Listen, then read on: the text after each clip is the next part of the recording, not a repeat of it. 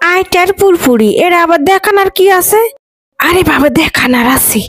এই আইটার পুরপুরি যে কেউ এত স্বাদ করবার পারে না। এই আইটা পাতলা করে কাটাইলে তাতে দিবেন ছোটু ছোটু সুসারেক আলু। সে আলুগুলোর সাথে আবার দিবেন কাঁচা মরিচ পেঁয়াজ মেলা করে। পেঁয়াজের পরিমাণটা না বেশি লাগে।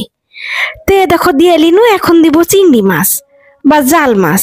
চিংড়ি মাছটার সাথে আইটা যান বেশি জমে।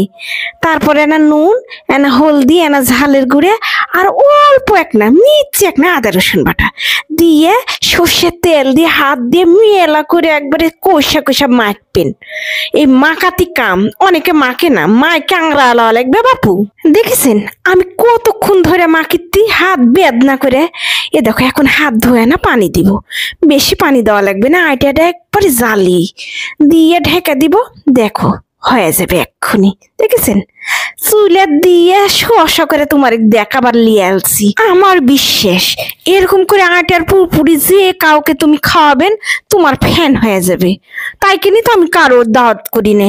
আমার হাতের খাওয়া খাইলে যে তাই আবার ফ্যান হয়ে যাবে, বাড়ির থেকে যে যাবারই যাবে না তাইলে ভুলো।